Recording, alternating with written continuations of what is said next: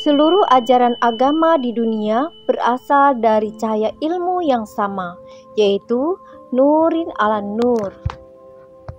Ilmu adalah cahaya, cahaya adalah pelita kehidupan, ilmu adalah zatullah, dan terangnya ilmu adalah sifatullah, yaitu sifat terangnya cahaya yang menerangi cahaya di dunia. Itulah sifat Rasulullah yang terang benderang laksana bulan purnama. Pemahaman zat dan sifat secara hakikat dan syariat itu sangat berbeda. Pengertian zat itu ada zat. Secara syariat, zat adalah wujud realitas yang terlihat oleh mata, wujud materi yang bisa dipegang oleh tangan dan dirasakan oleh panca indera.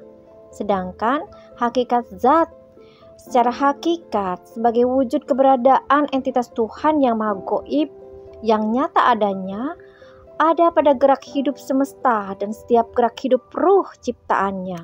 Sedangkan pemahaman sifat menurut syariat dan pemahaman sifat secara hakikat pun berbeda. Sifat secara makna syariat, sifat terang ini pun memiliki makna dan konsep yang berbeda dilihat dari perspektif pandangan yang berbeda. Sifat terang dalam pemahaman syariat yaitu ibarat lampu yang menerangi ruangan di kegelapan, ibarat cahaya matahari pada siang hari, pada tanpa matahari dan bulan maka bumi ini gelap gulita. Maka sifat terang itu untuk menerangi yang terlihat oleh mata. Sedangkan sifat terang dalam pemahaman hakikat yaitu mengerti atau memahami segala sesuatu imbas balik dari keilmuan yang diakibatkan dari pancaran ilmunya sendiri atau zatullah itu sendiri. Dari ilmunya Allah yang diturunkan sebagai petunjuk manusia mengakibatkan yang tadinya tidak tahu menjadi tahu. Yang tadinya tidak tahu menjadi tahu itu adalah disebut pengetahuan. Nah, proses dari ilmu menjadi pengetahuan karena dipahami dan dimengerti itu adalah sifat terang. Sifat terang dari pancaran ilmu itu sendiri mengakibatkan manusia bisa memahami keilmuannya. Kesimpulannya, ilmu tidak akan menjadi pengetahuan tanpa disertai sifat terangnya cahaya dari Allah itu sendiri. Artinya, zatullah atau zat tanpa sifatullah atau sifat tidak akan menjadi nurullah atau af'alullah atau wujudullah. Jadi ilmu tanpa sifat terangnya ilmu tidak akan menjadi pengetahuan dan bisa menerangi seluruh alam semesta. Ilmu tanpa sifat terangnya tidak akan bisa menerangi alam dunia dan tidak akan bisa menerangi jalan hidup manusia.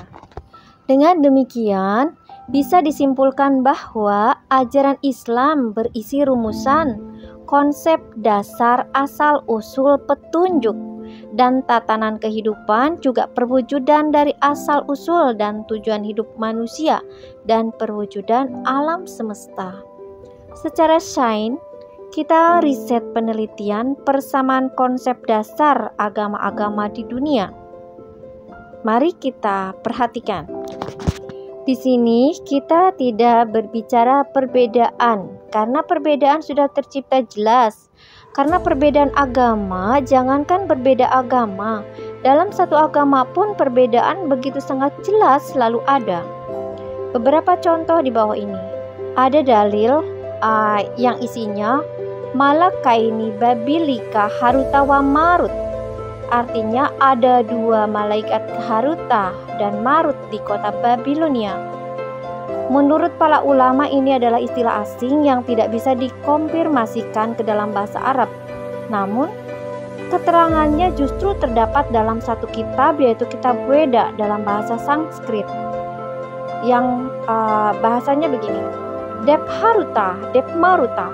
Dev atau dewa secara harfiah dalam bahasa Sanskerta memiliki arti cahaya.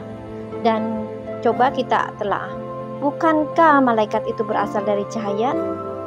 Nah, dari sini kita masuk dengan pembahasan peradaban milah Ibrahim pada masa Babilonia.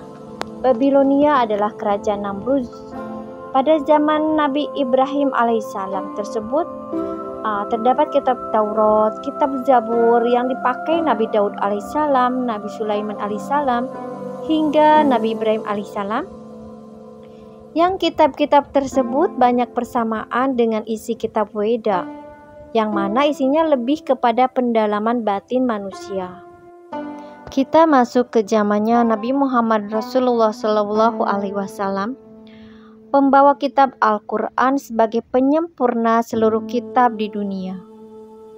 Al-Quran merupakan hasil dari akumulasi seluruh kitab-kitab di dunia, kitab-kitab seluruh agama. Tidak tepat apabila Al-Quran dikatakan menjiplak kitab sebelumnya, tetapi Al-Quran menyempurnakan kitab-kitab sebelumnya. Al-Quran berisi kemanunggalan perilaku hidup lahir dan batin, keseimbangan perilaku wujud jasmani dan ruhani manusia.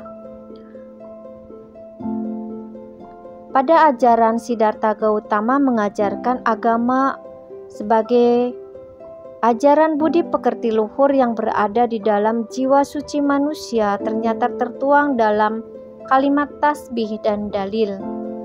Subhanal Malikil Kudus, yang artinya Maha Suci Tuhan yang Maha Kudus. Ini adalah tasbihnya. Dan dalil pujian kesucian, Subuhun Kudusun Rabbuna wa Rabbul Malaikati Warruh, yaitu suci dan kudus Tuhan kami, Tuhan para malaikat dan Tuhan bagi seluruh ruh. Bagi agama Buddha, tujuan akhir manusia adalah pencapaian kebudaan, Anuttara Samyak Sambodhi, atau pencerahan sejati di mana batin manusia tidak perlu lagi mengalami proses tumimbal lahir.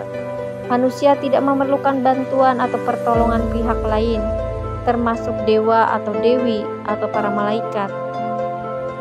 Jika manusia ingin selamat, satu-satunya jalan penjelmaan sifat dan sikap kebudaan yang ada di dalam dirinya. Namun demikian, Buddha sendiri bukan Tuhan dan tidak pernah diklaim sebagai Tuhan oleh penganut agama Buddha.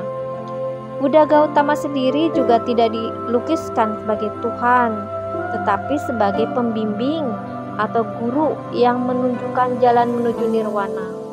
Buddha Gautama sendiri jarang menyebut kata Tuhan, tetapi lebih penekanan pentingnya kesucian perilaku di dalam menjalani kehidupan. Dalam kitab Sutta Pitaka Udana 7 dijelaskan bahwa Tuhan yang Maha Esa dalam bahasa Pali adalah Ati Ajatam Abutam Akatam Asam Katam. Subjek yang dipersepsikan sebagai Tuhan, sesuatu yang tidak dilahirkan, tidak dijelmakan, dan tidak diciptakan, tetapi keadaannya maha mutlak.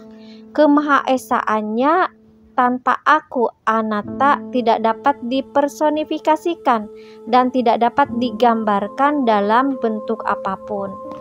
Jelas di sini ajaran Hindu-Buddha sebenarnya tidak bertentangan dengan agama Islam tentang pemahaman Tuhannya sendiri, sama dengan pemahaman Islam, yaitu ya laisa kamisli sayun, bila makanin dan bila kaifin. Bila kita amati, setiap ajaran agama memberikan narasi pengibaratan, pengupamaan dan yang memerlukan kupasan logika, karena suatu yang batin, sesuatu yang goib sulit dikupas secara gamblang. Karena yang bekerja di sini pun adalah jiwa atau kegoiban manusia itu sendiri yang bersifat wujud namun tidak terlihat oleh mata. Ruhiyatullahi ta'ala fi dunya bi'ainil qulbi. Melihat ruh atau Allah di dunia harus dengan mata hati. Seperti halnya aras, gunung, matahari, di dalam Al-Quran menggambarkan puncak entitas tertinggi manusia ada pada kepala manusia, yaitu otak manusia.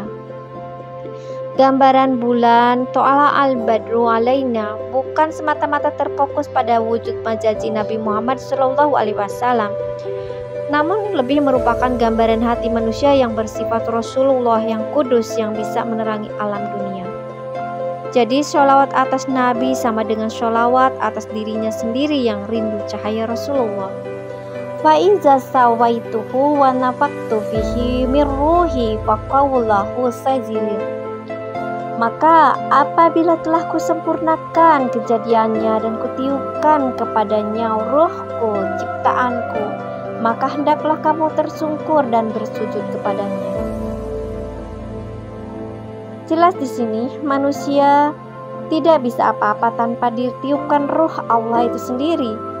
Takkan bisa hidup manusia.